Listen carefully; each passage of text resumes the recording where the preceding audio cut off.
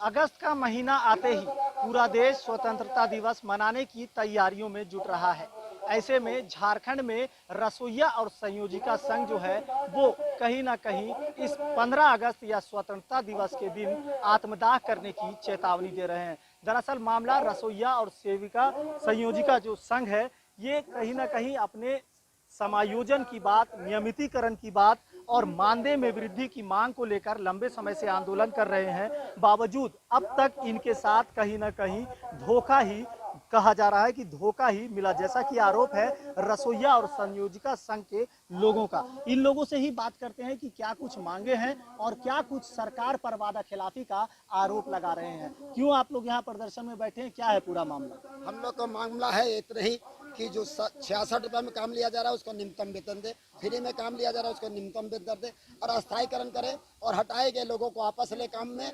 इसके अलावा मध्याह्न भोजन को निजी कंपनी में न दे, केमिकल युक्त भात भोजन देने का प्रयास नहीं करे, इससे हमारे बच्चों को सेहत बिगड़ेगा। इसी सवाल को लेकर के हम लोग आंदोलन में डटे हुए और आगे भी डटे रहेंगे। पूरे झारखंड से कितने रसोइया संयोजिका है पूरे झारखंड में? हमारे हिसाब से, मेरे सर्वे के हिसाब से 1,20,000 रसोइया है, संयोजिका 39,000 है, अध्यक्ष 39,000 है, ये आंकड़ा है। तो अभी आप लोग यहाँ पर बैठे हैं प्रदर्शन में, अपनी मांगों को मांग रहे हैं, क्या लगता है कि आप लोगों की मांगे सरकार पूरी करेगी? देखिए, हम यही उम्मीद से तो बैठे हैं कि सरकार हमारी मांग को पूरी करेगी, क्योंकि सत्ता से में आने से पहले हम लोग से सरकार वादा की थी कि यदि हम सत्ता में आते हैं तो आप लोग का मांग पूरा करेंगे बोल के बोली थी। लेकिन अभी 2.5 साल बीत गए, अभी तक सरकार हम लोग का से पूछ नहीं की। कभी हम लोग मिलने गए लेकिन हम लोग को टालते रहे कि 2 महीना में मिलेंगे, 2 महीना का टाइम देते रहे और अभी तक हम लोग से और नहीं मिले हैं।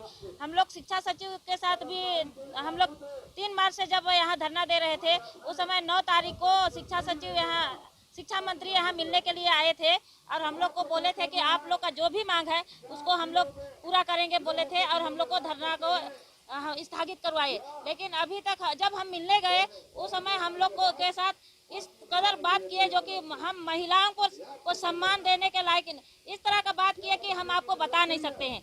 तो झारखंड में शिक्षा को बढ़ावा देने की बातें सरकार की ओर से की जा रही है, लेकिन शिक्षा के क्षेत्र में जो बच्चे हैं, जो देश के भविष्य, जो समाज के भविष्य होते हैं, वो कहीं ना कहीं मध्याह्न भोजन जैसे मामलों से ग्रसित नजर आएंगे, क्योंकि रसोइया और संयोजिका जो है वो प्रदर्शन पर है, आंदोलन पर है। क्या लगता है कि रसोइया संयोजिका अगर प्रदर्शन में रहेंगी तो बच्चों का हाल क्या होगा?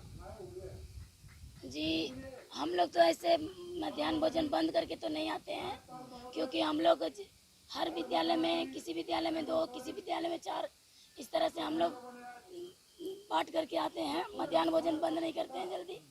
और हम लोग शिक्षा का आप बोल रहे हैं तो हमें कहना है कि शिक्षा अगर हमारी सरकार वहाँ पर बेहतर कर देती तो बेहद अच्छी होती। शिक्षा तो वहाँ हो रही है लेकिन शिक्षकों की कमी है। हमारे शिक्षक विषयवार का वहाँ पर नहीं है, विद्यालय में ना विषयवार का शिक्षक है, ना वहाँ कंप्यूटर शिक्षा होती है, ना ही स्पोर्ट्स शिक्षक होते हैं, ना ही और मतलब कि होते हैं।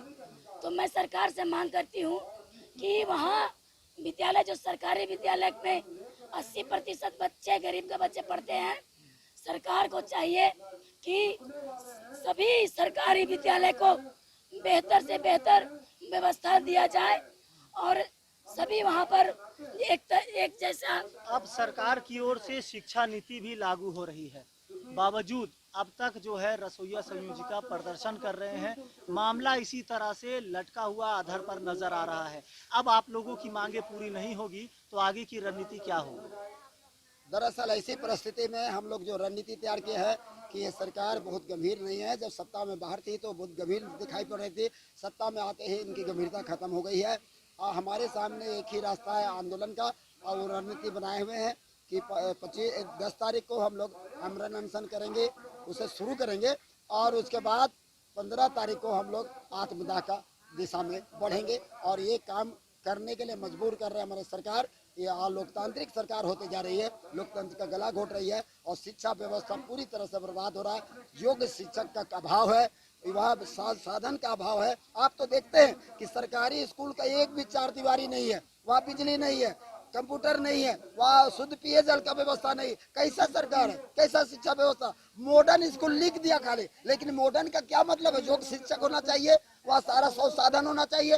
दो झुल्ला लगा दिया बस मॉडर्न हो गया। ये मॉडर्न का परिभाषा बदल रहा है लोग। ये हमारे नाम में शिक्षा के नाम पर लूट मचा रहा है।